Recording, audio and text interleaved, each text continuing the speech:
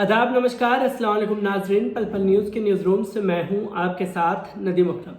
बिहार चुनाव के नतीजे आ चुके हैं और बिहार चुनाव में नतीजों के साथ साथ आपको बता दें कि जिस तरह से बिहार चुनाव में एआईएमआईएम ने अपनी जीत का परचम लहराया, वो जीत कई लोगों को अखर गई, विपक्षी पार्टियों को भी अखरी, तो केंद्र में बैठी सरकार को भी अखरी, तो वहीं गोदी मीडिया को भी अखर गई। बैरिस्टर असदुद्दीन ओवैसी के लिए न जाने क्या क्या बातें सोशल मीडिया पर वायरल की जाने लगी, पर इस जीत के लिए चैलेंज किया जा रहा लगातार गोदी मीडिया का घराना बिल्कुल हताश और परेशान रहा, क्योंकि एक सीट जीतने के लिए कह रहा था बैरिस्टर असदुद्दीन ओवैसी की पार्टी को, पर वहां 5 उम्मीदवार जीत करके विधानसभा पहुंच गए। बिहार चुनाव के नतीजे आए, उस नतीजों के बाद बारी थी हैदराबाद निकाय चुनाव की, जहां बैरिस्टर असदुद्दीन ओवैसी का गढ़ है और उस गढ़ में सेंध मारने के लिए भारतीय जनता पार्टी ने अपने स्टार प्रचारक भी उतारे, पर एआईएमआईएम वहां पर फिर से अपनी जीत का परचम लहराने में कामयाब रह पाई। और इसी के साथ साथ जीत से गदगद एआईएमआईएम लगातार हर चुनावी मैदान में अपने आप को भाग लेने की बात कर रही है और पश्चिम बंगाल पर सबका ध्यान केंद्रित हो चुका है, क्योंकि वेस्ट बंगाल में 2021 में चुनाव होने हैं, तो हर किसी का ध्यान सिर्फ पश्चिम बंगाल पर है। पर आपको बता दें कि पश्चिम बंगाल के साथ साथ असम और तमिलनाडु में भी चुनाव होने हैं 2021 में। असम में किस तरीके की तैयारी चल रही है इसका कहीं जिक्र नहीं, तमिलनाडु में किस तरीके से तैयारियां चल रही हैं इसका कहीं कोई जिक्र नहीं। जिक्र है तो सिर्फ पश्चिम बंगाल और जेपी नड्डा के ऊपर हमला, और अगर कुछ बचा कुचा है तो इस तरीके से गोदी मीडिया दिखा ही रहा है कि वेस्ट बंगाल जैसे इस देश का हिस्सा ही नहीं है, और अगर कुछ वेस्ट बंगाल से बच जाए तो करेक्टर एसोसिएशन किया जा रहा है बैरिस्टर असदुद्दीन ओवैसी की पार्टी का जम करके। पर इन सब बातों को अगर हटा दिया जाए तो तमिलनाडु से एक बड़ी खबर सामने आ रही है, जिस पर गोदी मीडिया में कहीं हलचल नहीं है, सुगबुगाहट नहीं है, जो ये तो बताते हैं कि आज छोटे ओवैसी ने भड़काऊ भाषण दिया, आज बड़े ओवैसी ने ये कह दिया, वो मोदी को टारगेट कर रहे हैं, ये एक देश की आइडियोलॉजी को टारगेट कर रहे हैं। लगातार गोदी मीडिया ओवैसी का जाप करते करते ये बताना भूल गया कि कमल हसन की पार्टी और बैरिस्टर असदुद्दीन ओवैसी की पार्टी गठबंधन करने जा रही है, और इसकी जानकारी खुद कमल हसन के जरिए दी गई है कि तमिलनाडु में एक साथ मिलकर के चुनाव लड़ सकते हैं। पूरा मामला क्या है इसके बारे में भी मैं आपको बता दूं। चेन्नई तमिलनाडु में अगले साल अप्रैल मई में विधानसभा चुनाव होने हैं। चुनाव का वक्त नजदीक आने के साथ ही राज्य का राजनीतिक तापमान बढ़ता जा रहा है। इस बार के विधानसभा चुनाव में सक्रिय रोल अदा करने जा रहे अभिनेता से नेता बने कमल हसन राज्य के दूसरे सियासी दलों पर लगातार हमला कर रहे हैं। इन सब के बीच कमल हसन की पार्टी के असदुद्दीन ओवैसी से गठजोड़ करने की भी चर्चा हो रही है। सियासी गलियारों में ऐसी चर्चा है कि बिहार में अच्छे प्रदर्शन के बाद अब ओवैसी की पार्टी ऑल इंडिया मजलिस इत्तेहादुल मुस्लिमीन कमल हसन की पार्टी मक्कल निधि मय्यम से हाथ मिला सकती है।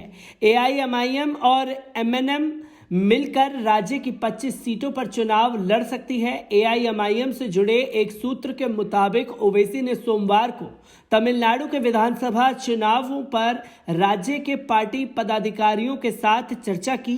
हैदराबाद में तमिलनाडु चुनाव की योजना को अंतिम रूप देने के लिए मीटिंग हो रही है। इसमें पार्टी की त्रिची और चेन्नई में जनवरी में सम्मेलन होने की संभावना है।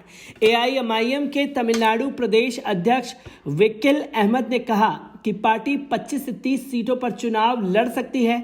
उत्तर तमिलनाडु में हमारे पास एक मुस्लिम गढ़ है, हमें मदुरै, कृष्णगिरी, वेल्लूर और तिरुपुथुर में अच्छा समर्थन मिल रहा है। एआईएमआईएम ने आखिरी बार वानियाबादी में चुनाव लड़ा था। वकील अहमद ने कहा कि एआईएमआईएम तमिलनाडु की किन सीटों पर उम्मीदवार उतारेगी और कहां नहीं, इसे लेकर एक इंटरनल सर्वे चल रहा है। इसके रिजल्ट के आधार पर आगे की दिशा तय करेंगे। तो वहीं आपको बता दें कि एआईएमआईएम का मनोबल बिहार चुनाव के बाद बढ़ा हुआ है। पार्टी ने बिहार विधानसभा चुनाव में मुस्लिम बहुल 5 निर्वाचन क्षेत्रों बैसी, अमौर, कोचा धामन, बहादुरगंज और जोकीहाट में जीत हासिल की। वहीं हैदराबाद निकाय चुनावों में भी 44 सीट हासिल करने में भी कामयाब रही।